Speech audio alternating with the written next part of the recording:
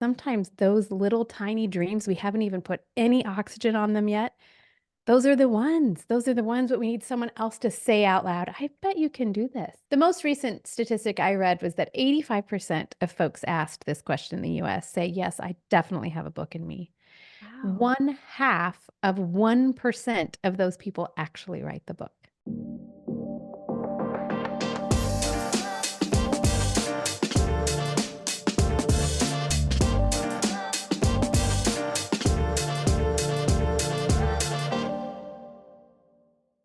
Welcome back to the show. Today we're continuing Smart Girl Summer. If this is your first episode in Smart Girl Summer and your first time coming to the show, Smart Girl Summer is my favorite thing that I do all year, where instead of just talking about a certain topic or we're talking about a certain project that people have out, I'm bringing on friends who are super smart and asking them the behind the scenes. What do people not know? What's the real deal about how you got to where you are now? I really, really love it. Today we have Kimberly Stuart. She's a podcaster. She is the author of 9 books, 8 of those novels. So serious hat tip to her. She is also the business partner of Bob Goff, where they coach aspiring authors. And she is an absolute delight. You're going to love this conversation with her. After we talk with Kimberly, it's time for coaching, of course. We are in our Success Secrets series. Today, I want to bring you something to think about when it comes to your self-talk, that inner voice that stays on in your head. And I have a lot to say about it. And then recommendations. I'm going back to health. Last week, you heard Ruth and I talk about the small things we're trying to do to take care of ourselves. And I said, I think there's so many people who spent so long taking care of their children or so long building a business or building their career. We just forget to take care of ourselves. And I think something happens to women, late 30s, 40s, where we go, oh, I actually need to be serious about this. I need to make sure that I start taking care of my health. So I'm going to give you a lot more tips throughout the year. I'd like to do a health series in this year sometime where it's not just the normal little tips you see on Instagram or TikTok that are kind of helpful, but kind of make you feel bad at the same time. You know what I mean? I want to do a really, really good series for us. So today, 2 small tips, 2 things that I'm loving right now. One is a book and one is a new product that I put in my kitchen. So without further ado, let's get into it. Let's talk to Kimberly. Kimberly Stuart, welcome to Smart Girl Summer. I am so glad that you're here. Do you feel like a smart girl? Not yet, but you will educe that from me, Allie, because you are that kind of girl yourself. Thank you for having me. It's such a joy to be here. I'm thrilled. Okay, when people ask you what you do, how do you explain it to them? Okay. Well, let's see. There's an ordering. It has changed over the years. I'd Of say course. in order probably now. Um, I'm a writing coach, Mhm. a writer myself, and a podcaster. I help my friend Bob with some writing retreats out at his retreat center, our mutual friend, Bob Goff. Yep. Um, and I'm a mom. I think I did that in reverse order, actually. So, mom, wife, toilet scrubber, active in that area as well. Those are some of the things I do. Yeah, it is one of those things, the more we expand our career, the harder it is to explain to people.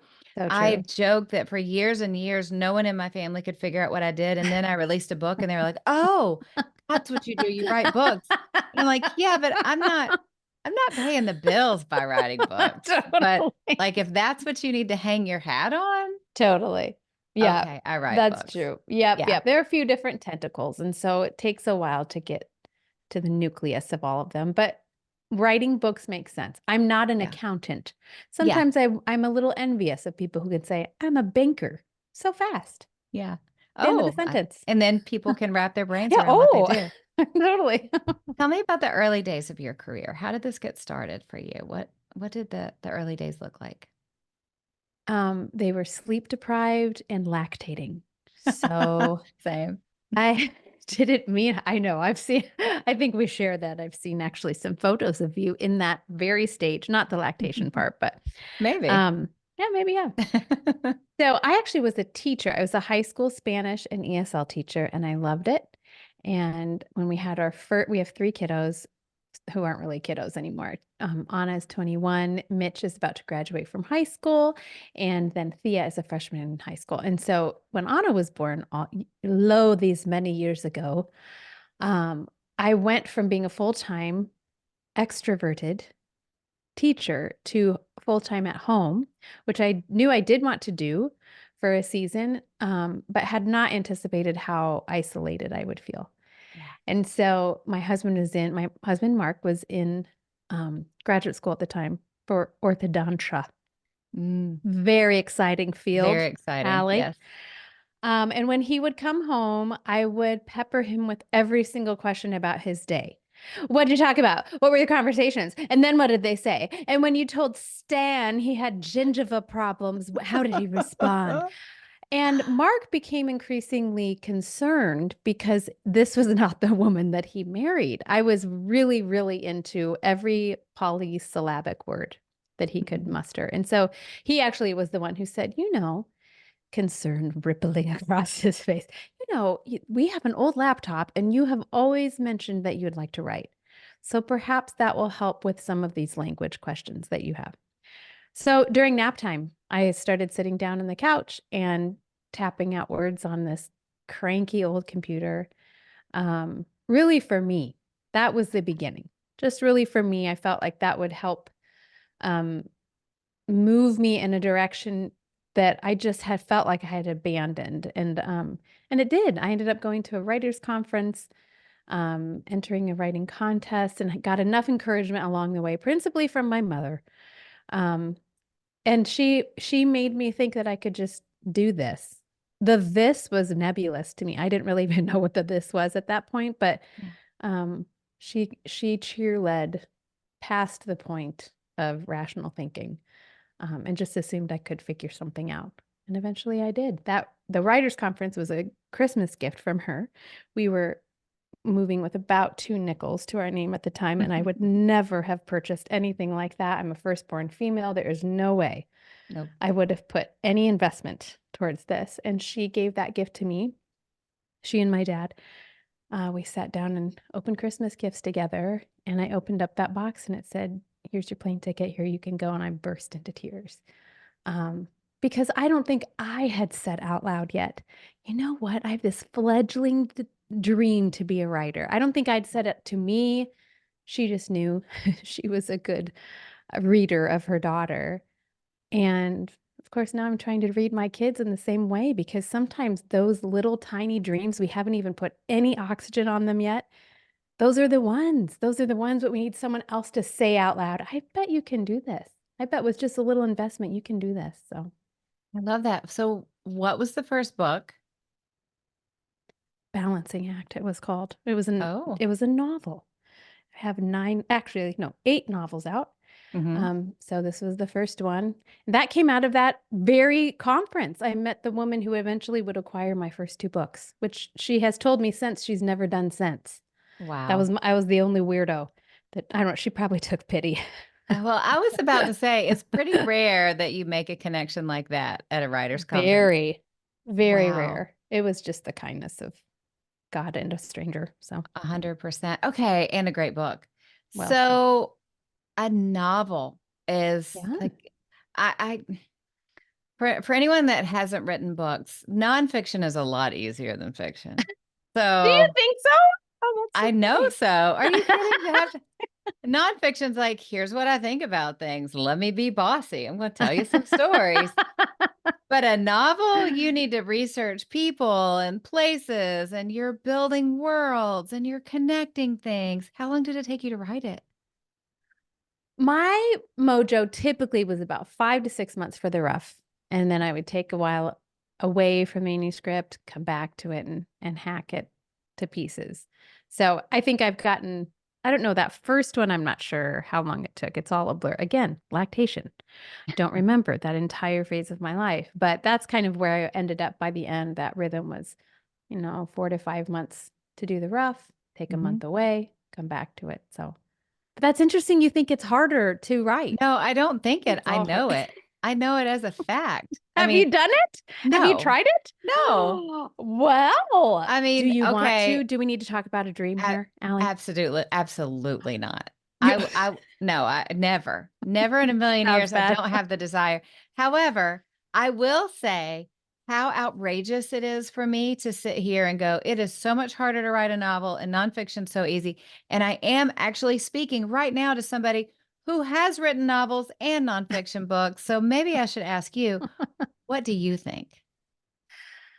Well, each has its potholes, really. Yeah. So for fiction, you're right. You have to start from scratch, trying to figure out um, a character that you want to hang out with for a good long while, someone that's interesting, but still sympathetic and empathetic to the reader. Something that's a little, for me, I always look for something a little quirky to keep us in there, maybe a Mhm. weird job. And then you craft this whole plot that will help people to keep turning pages and, um, yeah, that's a process for sure, but there's a little distance there because they're all made up people.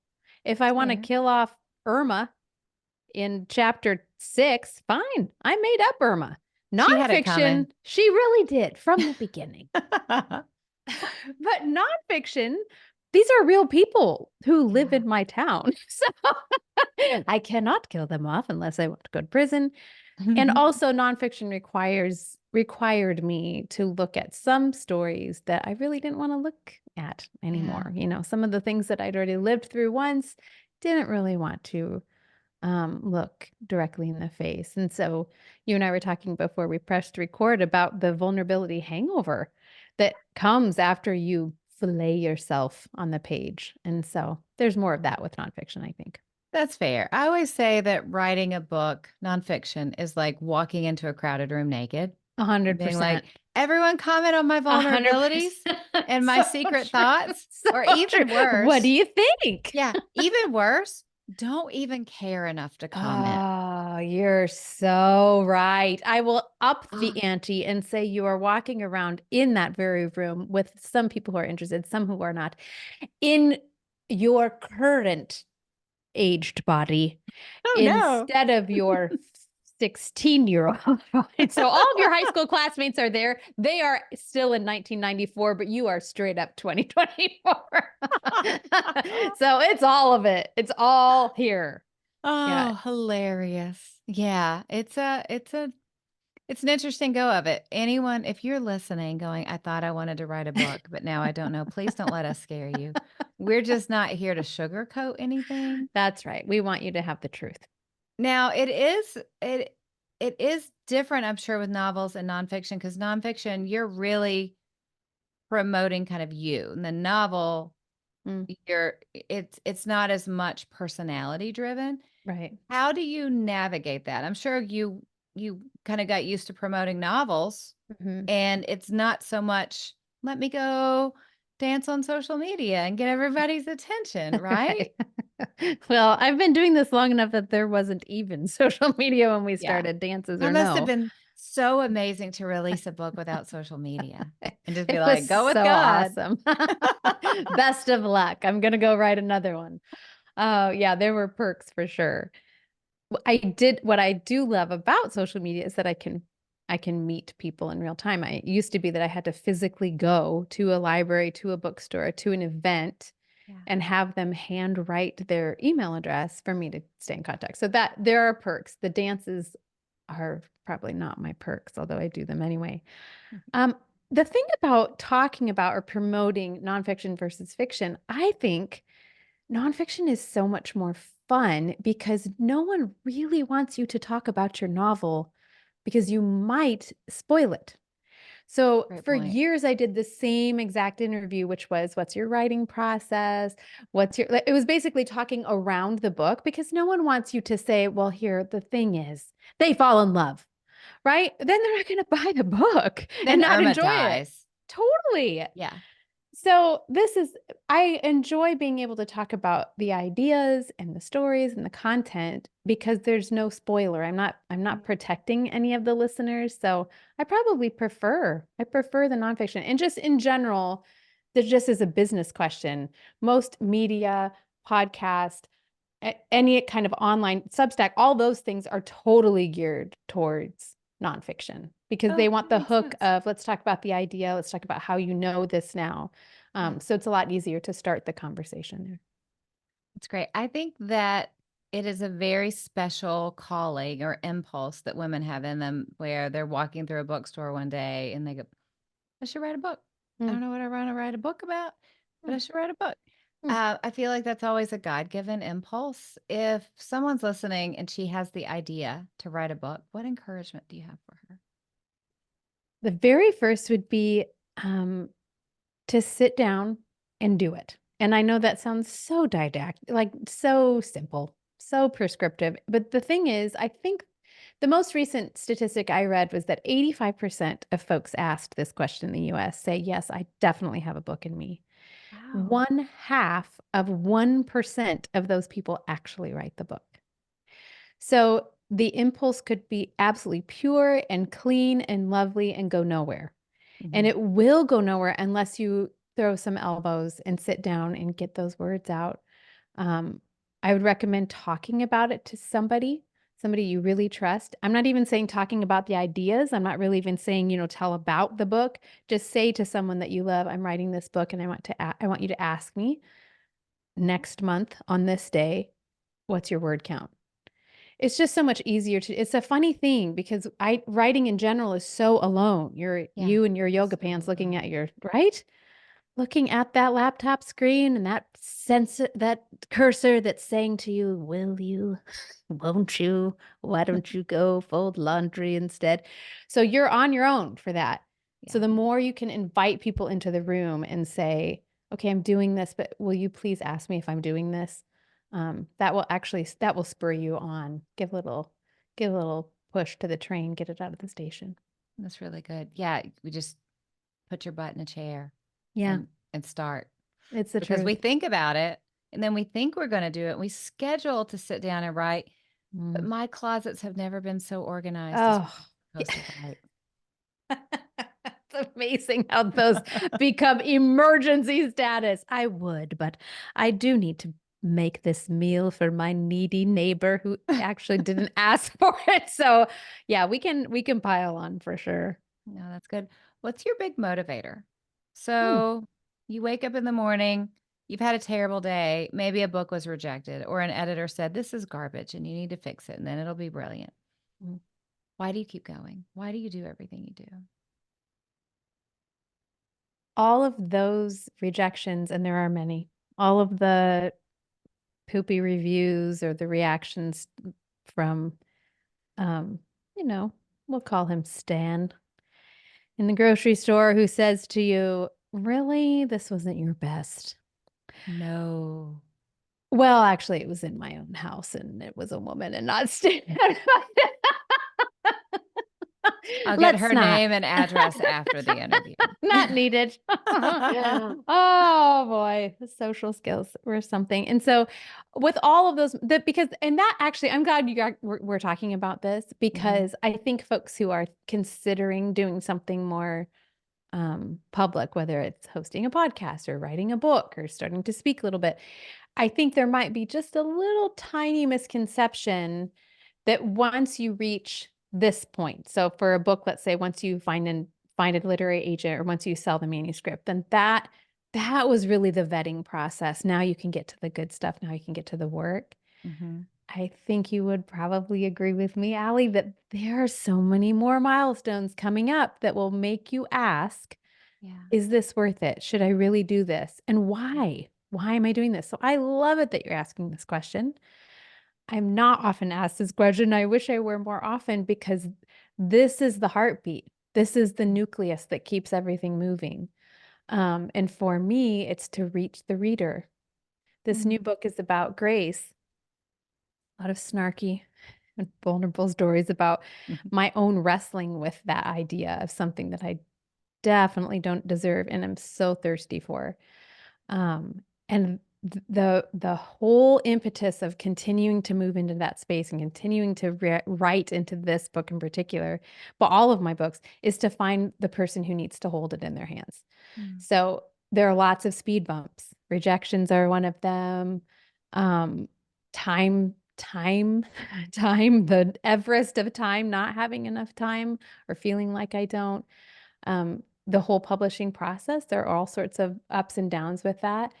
True. But I think as I've gotten older, as I've gotten more experience, I know now that those are all they're bumps in the road. Some of them feel like they're real deep potholes, but in general, they are things in the way that I have to scale to get to the reader, to get to the listener, to get to somebody who needs this kind of freedom, or with my novels, who needs to laugh, who needs to feel a little entertained, who needs to cry a little bit or hear a great story. If I can think about her or him, then the other stuff in front of me feels um, not as imposing, Yeah. that I can just keep moving it.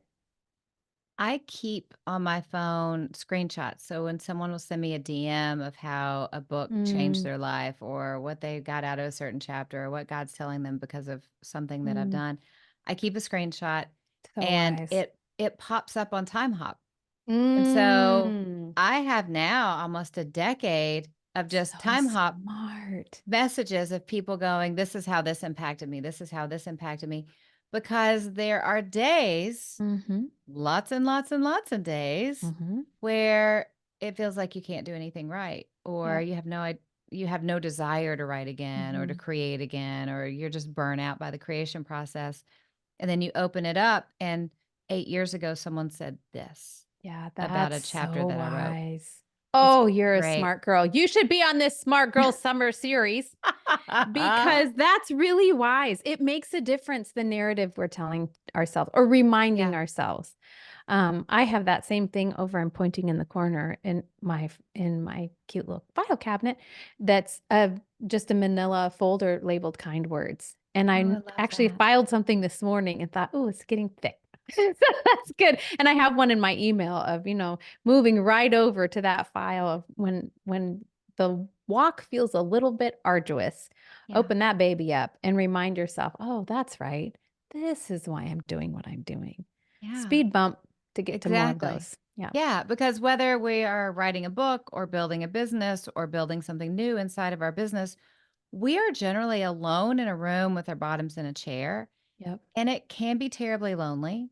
And that's when the thoughts come in of, why am I doing this? This isn't affecting anything. This is taking too long. This is taking forever, especially for writing. I remember January of 2006 is when I first thought I should write a book. January of 2016 is when the book came out. Wow. And I tell everyone, well, I'm so glad that I didn't go, well, it took so long, it wasn't worth it. Because then 5 more Mm, books came out after that. mm, But what people do often is when we have conversations about, this is how long it takes to write a book, this is how long it takes to build a business, right. this is how long it's going to take to create a course and launch it. They go, that's not for me. And I'm like, Yeah. you're gonna live that amount of time anyway, God willing. Mm-hmm. Wouldn't you rather have something by Yep. next year? You Yep. know, like this idea that if it's going to work or if it's going to be good, it should be quick.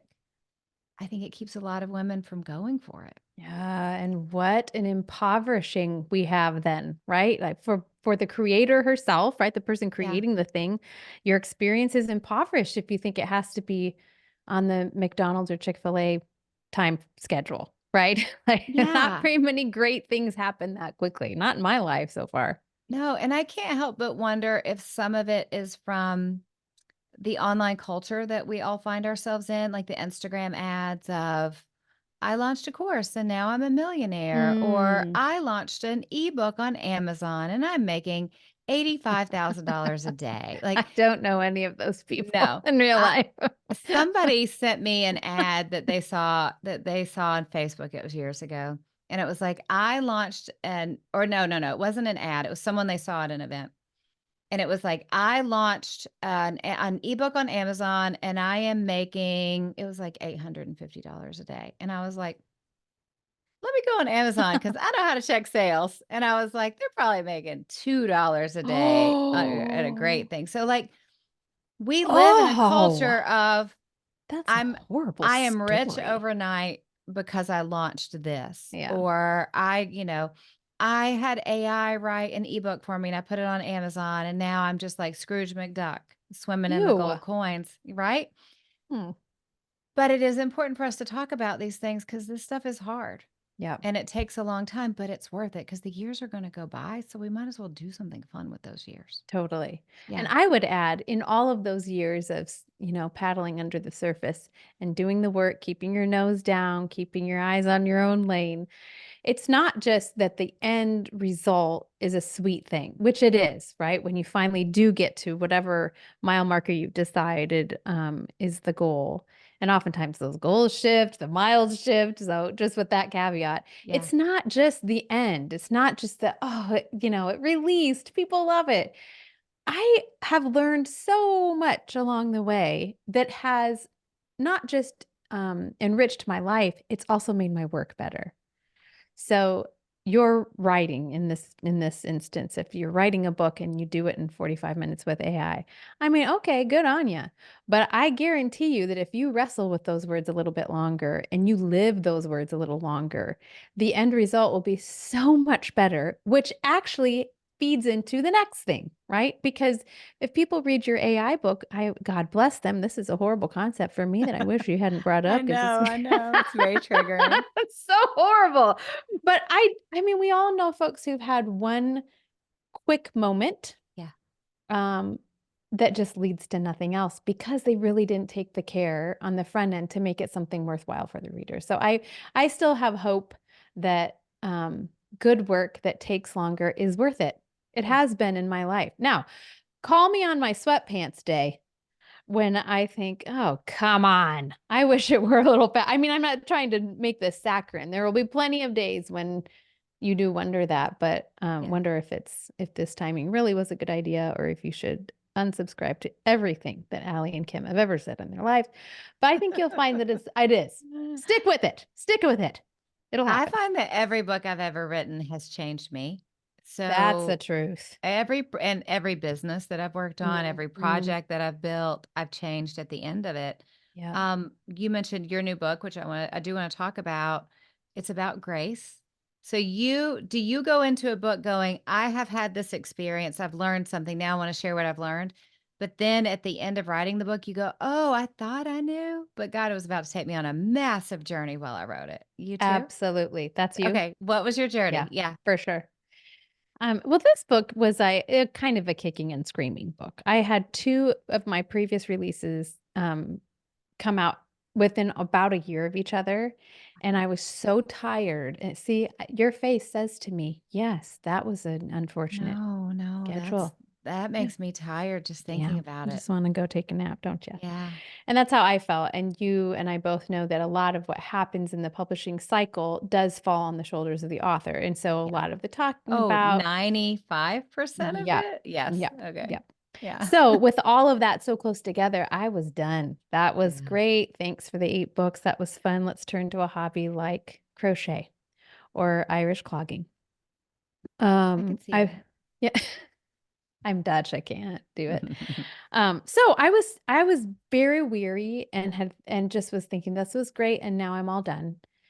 And this book came out of a new season with working with Bob and doing, talking with writers about their work. And that was such a safe space for a while that I could just talk about everybody else's thing. And I want to Yeah. encourage you. And I love to encourage. I like that word means to infuse courage. Like that's right up my alley. I'll just stay here and that feels good. But pretty soon, both because I have a persistent friend in Bob who was relentless saying, I don't understand why you're not writing nonfiction. And just the bug of maybe I should try this. Maybe I'll just try it. That it came out of that. The book, the decision to write a book came out of that, but I got to do it just really quietly. I wasn't on a deadline. No one knew I was doing it. It was just by Oh, myself. nice. Yep, just trying it out. And I landed on Grace because I'm curious about it. I just Mhm. don't, it seems too big and wonderful. And also, what is it? What does it even mean? How do I hold on to it? I kept seeing, you know, TJ Maxx pillows with the word grace on it. And I thought, if it's in TJ, I feel like maybe we should brush the dust off of that old word and look at it one more time. So really it was an exercise for me to try to figure it out. Um, but just as you said, the process of going from chapter 1 to the end was Absolutely. For me, I had to be the one thinking again and thinking long and hard about what does this look? What does this look like? Both for me, extending grace to other people who are hard for me, like Stan, and also extending grace to myself, not my knee-jerk impulse. So that's the thing. When you start writing a book about something, you have to road test it. So The horrible. worst. And my life, Worst. whatever I'm writing about, my life will fall apart in that area. Yes, it will. It will Yes, it will. 100% something terrible Mhm. directly related to the topic will happen Yep, every book. it will. Can't escape Yes, it. it will. Yeah. Yep, it will. So next time I'm going to write about windfalls of blessing and children who exhibit all the characteristics of Jesus. I'm going to write that and invite that into my life instead of Please. how to extend grace to people who drive you bonkers. I mean, I'm sure you can't even tell the stories because you'll get in too much trouble with all the people that drove you crazy while you were writing the book. Okay, shifting gears from freaking someone out about the book that they're thinking about writing. I'm so sorry if you're listening and now you're freaking out. But again, I'm not here to sugarcoat anything. One of my favorite things in the world are failures. I'm a big believer that failures make things amazing long term because a failure is just our way to find out what needs work, what doesn't work, where to go. So good. Yep. So What's your big failure? What's the thing that you went, oh, I thought I was done for this. I didn't know if I could get over it. And then you brushed off and either you fixed it or you changed direction. Well, I've got a couple, more than a couple. Let's see which one. Let's cherry pick. When I had been writing for a minute, I think this was my fifth or sixth manuscript. I had 5 out already. My agent shopped this new novel for a million years, longer than we should have had to. And I just kept getting kind of meh feedback. So agent or editors would say, we like it, we aren't buying it, which is not super helpful. What do I do with it? Yeah. So I rewrote it, kind of reframed the tone several times. Maybe it's a YA book. Maybe it's a new adult book. Maybe this is for a faith audience. Maybe this is definitely for not a faith audience. So I was basically chasing a carrot that was not super clear to me, but trying to get people to like me. So the last bit of that time period, my agent said to me, listen, the only thing you haven't tried is hiring outsourcing a freelance editor who knows nothing about your other stuff, doesn't know, you're just a clean slate, and having him or her take a look at the manuscript and say what they think. Yeah. So I did, and this editor came back. She was an editor that I had admired from afar, and she read the manuscript and came back, I don't know, probably a month later, and you've been through the developmental edit process multiple times. And so that she sent a 6-page long document reacting to the manuscript. And the first 3 pages were an absolute diatribe. What's the word when you really hurt? Flogging. It was a flogging. She hated it. Hated the book. She said the characters are flat. At one point, she said, I think you're trying to be funny. I don't understand your sense of humor. Very off-putting. One of my favorite characters she just despised. We get to the bottom of the 3rd page, and it said, I really like your... And I had to turn the page to page 4. And I thought, okay, well, so the first half was her just kind of letting me know what I could change, consider. And the top of the next page said formatting. I like your formatting. I like your page numbers, Kim, which is an automatic function in Microsoft Word. I just want you to know I didn't even choose that. So the rest of it was just as horrible. I cried for 2 weeks. Yeah. I just want to remind you, like, I had already done this a few times. So I kind of felt like, I thought I knew. I thought I'd cracked the code. And right? this was a year of your life you've spent on this. At writing it, least. fixing it. Totally. Did you think I've lost it? I used to be good at this and now I'm not good at this anymore? I thought everyone who's ever said any nice things, they were all lying. I thought this has always been bad. And she just found me out. This is finally the one that people were telling me the truth. So it was a bloodletting. And I remember saying out loud to Mark, first of all, I'm changing careers. I'm not doing this anymore. And second of all, we are never, there's going to be Voldemort in our house. We will never speak the name of this manuscript again. And he, who is a physics major and much more linear in his thinking, said, before you switch careers, do you want to take her up on her offer at the bottom of the 6th page where she says, if your ego is not too injured, call me and we can talk through this? Oh. And first I said bad words and no, I'm not talking to her. I already paid her. The check cleared. We're finished. But after 2 weeks of whining, I did call her really with a chip on my shoulder, like, Yeah. you tell me what you think because you hate this book. Well, she was much warmer in person, first of all. And second of all, she was right. Mm. She said, you are trying to make this book into something that it's not. And she was correct. I was writing for a market that was not mine. I was trying to make an Oprah book club moment. I was trying to involve themes and kind of a tone that's just not mine naturally. And she said, this is a love story. It's a rom-com. Yeah. So if you want to try that over again, I'll look at the first 25% and tell you what I think. I think she thought I would never do this because she basically was saying pitch the entire book and start over on page 1. Yeah. But Allie Worthington, I did it. I did it because I was desperate. And also I had a little bit of a all right, you tell me I can't do it. I'm going to try again. I'm going to show you. And happily that book, the rewrite of that book ended up in Target stores nationwide. It's my Wow. best-selling book. It Which got book all was sorts. it? It's called Sugar. Sugar. Okay, and it got awards? You were sorry, I jumped Oh, in an no, not ADD awards. moment. Okay. Nope. It was not. It sold the best. It was picked up by a bunch of people, all that had the most interest from TV, film. People connected to That's that book. awards in itself, sister. Okay. Getting it in Target is. So. Yeah, no, that was glorious. Yeah. That was a glorious thing. It changed the life of the book. But the point of that story is definitely not, oh, good on you, Kim, for getting right back in there. The point of that book the point of that story is that failure can come when you are not looking for it. I assumed I would have a hard time getting an agent, getting a publishing gig. That part ended up to be faster. It was midstream that was so rough.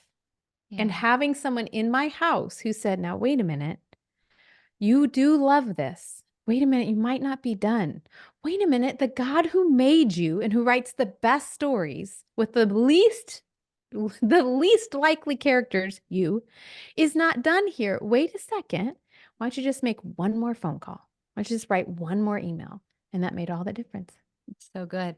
And it really speaks to something that I talk about a lot on the show, which is mindset. Because we are guaranteed not to be successful if we take ourselves out of the game. Yep. And Good. it is so easy for us to have a failure and have a setback and go, Yep. never going to do it. I don't Yep. know what I was thinking. I was too big for my britches. And we tell ourselves all of these stories, and the story that we tell ourselves determines how far we're going to go. That's so spot on true. Yes. Yep. We give other people the right to say the no. Yeah. And we actually have all the permission we need to keep saying yes, but it might take a little gumption and a ton of humility, right? I think she was surprised that I started again because most of the folks with whom she worked said, I'll just hire another editor who will tell me what I want to hear. Yeah. But I'd already tried that. I think you're work. stupid. Yeah. Totally. I had a lot to learn from her. She wasn't the most, if she had been a physician, I would not have said her bedside manner was incredibly tender, but what she said was correct. She was right. I was writing into a direction that did not make sense, which is why no one could catch the vision. I hadn't done it in a way that was worth catching. Yeah. So to have her be honest with me was super painful, and she was right. Both. Do you feel like what you learned in that process has helped you for all the books since? Yes, ma'am. I'm not nearly as precious about most things, right? I know I view this more as a collaborative exercise. She also was the one that turned my attention toward being a little bit more mindful on the front end of writing. I had definitely been a writer who was reacting to whatever I wrote the day before. And this came out of writing during nap time and preschool, right? Yeah. I would carve out there was no carving. What am I saying? There was no strategy. It was absolutely someone's quiet. Let me write a novel. So, and that was the way I had to do it for a long time. It was definitely Yeah. not paying attention to my most creative moment or the rhythm of my own body. That's laughable. I was just reacting to wherever the wide spot in the road was. And that worked for a Yeah. while until this book. And she was the one this very editor was the one who said, tell me about your process and when you're doing this. And tell me about how you're kind of using strategy for the whole project, not just for today. And she was absolutely correct with that. She was the one that pointed out to me, oh, I can do myself a favor by being a little less reacting, not reacting only to what I wrote yesterday, but thinking what about tomorrow and mapping out a little bit more. I became more of an outliner there. And not everybody does this, but for me, she was a great canary in the coal mine of your writing will improve if you switch now. Your kids don't need you the same way. So Yeah. how about you prioritize for yourself that there needs to be some forethought here. You can think about this before you sit down and not write so frantically. And that has made a huge difference. The one thing that I'm reminded of time and time again in my career, whatever it is, as soon as we can, we have to get help. Editors, I've heard you say that. coaches. That's I mean, so smart. and, So smart. men, here's what's interesting. Men won't ask for directions, but men will get help, right? Yep. Women will stop and ask for directions, but when it comes time to getting help or spending money on ourselves or investing, we're like, no, I got it. I shouldn't need any help. Isn't that something? Yeah, I haven't figured it out. I need to bring a therapist on the show Yeah, so you do. we can map Yep. that out. Yep. But it is a thing. And that's why I feel like it's so important for us to talk about this stuff, because had you not gotten that help, who knows what would have happened. Right. Yeah. I think not asking is its own form of false humility. Stay with me. I'm a Midwesterner. We really love to deflect. You like my shirt? I got it for $4 at Kohl's, right? Like we can't ever just say thank you. So we're all about like pushing the compliment or the help away. Yeah. And I have come to believe that that's just the same thing. It's the same root as arrogance, because the idea is that I can do it all myself and that my way is the best way. And I don't think that served me at all. It still doesn't. I had to learn this in other ways with my family, being able to open the door and say, hey, I'm going in and I'm writing something really hard today. Somebody has to order Chinese. I can't do all of this. I kept my kids from my work for so long. I just was so intent on helping them have not one ripple of disturbance in their lives. That was folly for two reasons. First of all, I about ran me into the ground. Yeah. And second of all, what kind of an example of is that to my two daughters in particular and to my son? Yeah. Who I think will be maybe will be married to a woman one day. And I want him to know that he can say, Chinese, let's do Chinese. Let's share this, right? It looks like you have a lot on your plate. My husband is so willing. I was the one pushing it away, right? I was the one saying, no, I got it. I got it. Yeah. False. Why do I do that? Why do we do that? Get your therapist. I need to ask this because I don't know why. And no one wins with that, because then I emerged from writing in a cranky pants mood. Yeah. Doesn't help anyone. And also I take from them the chance to help me and to walk on the road with me. That's a great point. I think you're right. I think it depends. This is my guess. For some women, it depends on personality. For some Yeah. women, it's arrogance. For some women, it is a lack of a sense of worthiness of being able to do it. Because they go, if this isn't a New York Times bestseller, or this business doesn't make 6 figures in 6 months, I've invested in it, and oh no. So yeah, I think it's probably the two ends of the spectrum. But I'll bring on a therapist. We'll figure it out. Are you ready for fun questions? I'm so ready. Okay. What do you always take with you when you travel? Okay. Well, I just got back last night from a trip. I had a few things that I thought I wish I had this when I traveled. So that's a separate question. I have come to, there are two things always in my bag. Obviously, lip gloss. Let's just not, do we even need to say that? Roasted almonds, those are things Yeah. always quick Yep. hit of protein. And one thing that I've just started taking with me, this might be weird, Allie. This might be the weird I like section of this weird. I podcast. like weird. For a woman who despises ironing, that is me, I Mm-hmm. have come to love my little mini steamer. And this is because I have found that when I get to another time zone, something has happened in my bag. It looks like there have been squirrels and rodents and woodchucks that have rolled themselves in all of my shirts. And I take them out and try to look professional. And so I'm probably the last human being in this actual time of 2024 who found out about travel steamers and that they're I so don't much use more one. fun. Well, I just feel like, is it worth the space it's going to take up in my bag? Like, Very small. am I I better carry off with the on. hotel iron? I mean, you can, but I end up going places sometimes where the iron is not super accessible, like retreats at the That's Oaks. fair. We don't have irons. I don't want to have to go ask someone for iron. So I'm That's telling you. fair. Okay. And once I started taking that to the Oaks, I was like, oh, all I have to do is put this up in my bathroom and zippity doo dah. So Okay. Will you send me a link to your travel steamer yes, and we will put it in the show that makes notes? me feel so legitimate. You're Yes, I will basically a send you travel the link. steamer I'm an influencer influencer. now. That's amazing. Awesome. Okay. What about favorite skincare or a cosmetic that you love? Okay, well, I tried to not use this for a while and found I missed it. So that is my one and only rubric. This is for the aging women among us, Allie. So you're not in this. I'm Please. It talking to happens to us people. all. It's by a woman named Shawnee Darden. I Okay. can send you the link Please since do. I'm Yeah. now totally influencing.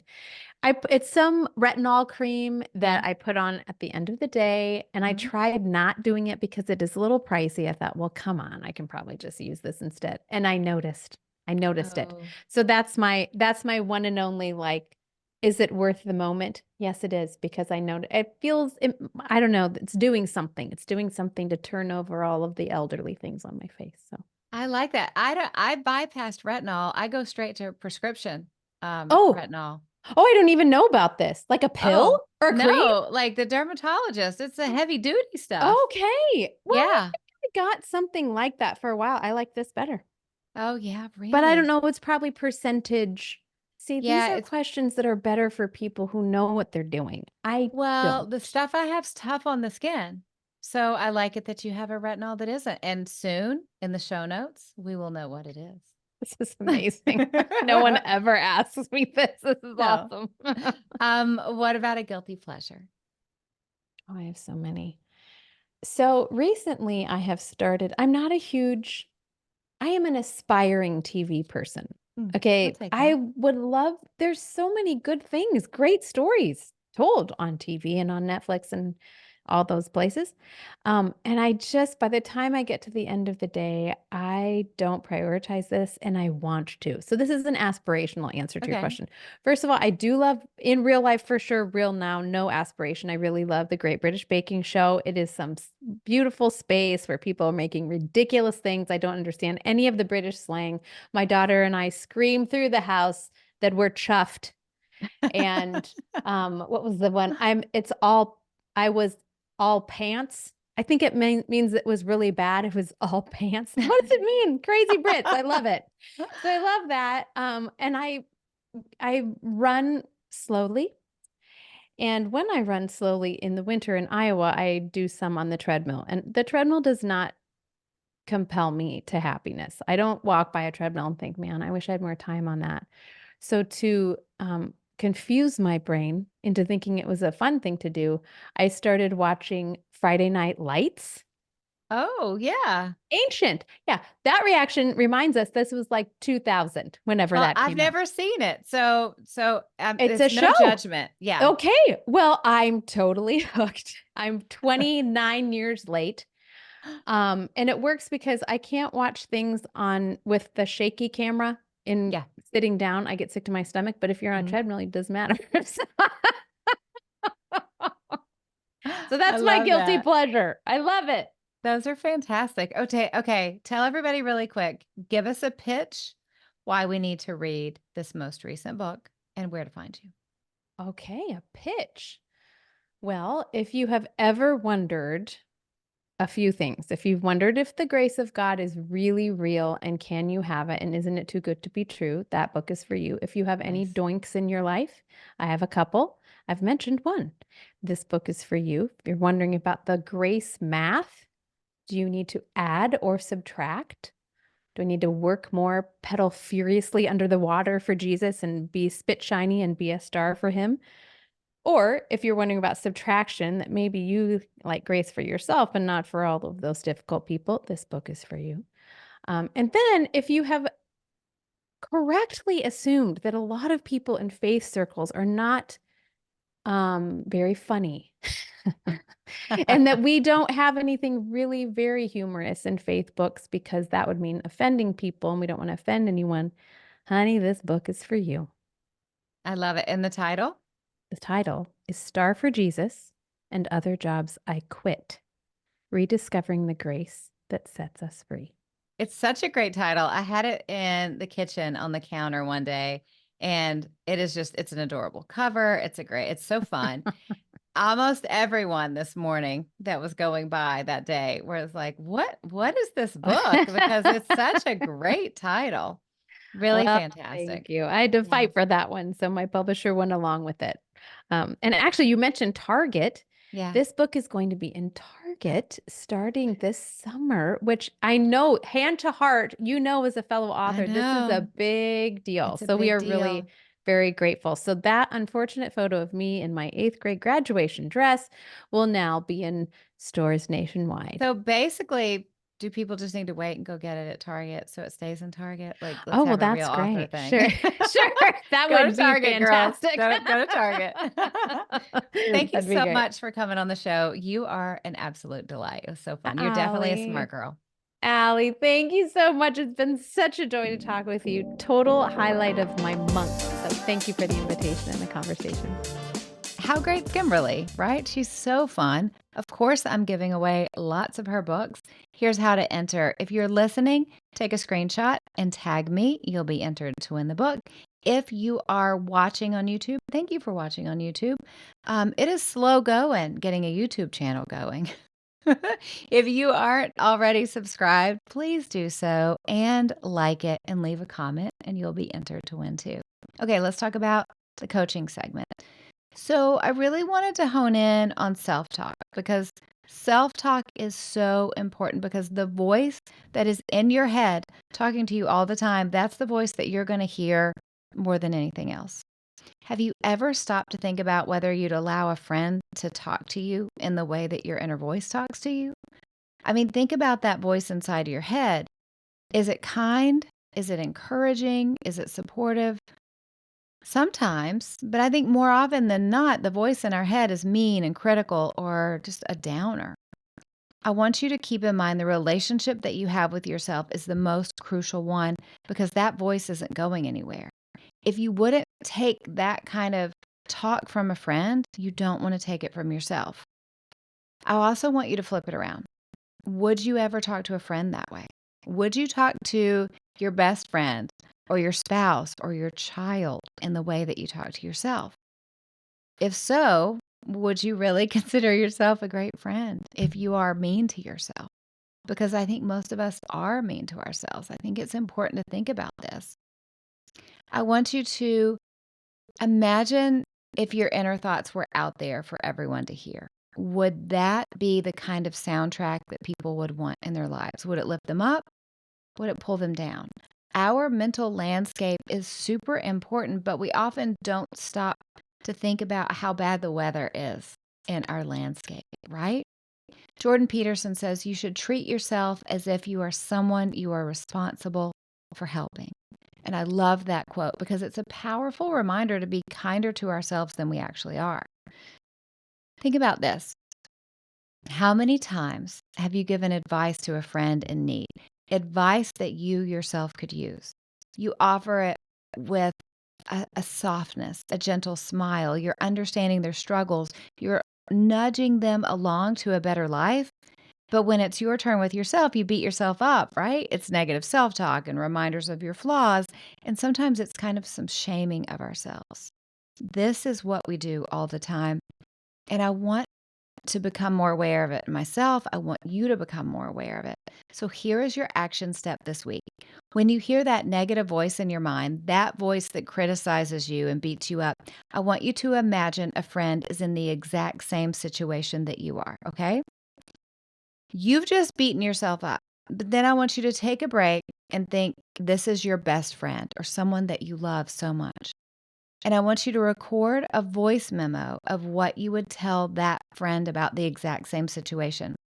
Not all the stuff that you just beat yourself up with. You may have just beaten yourself up in your mind, but I bet you're not going to say that to your friend or to your child or to your spouse or to your mom, right? Of course not.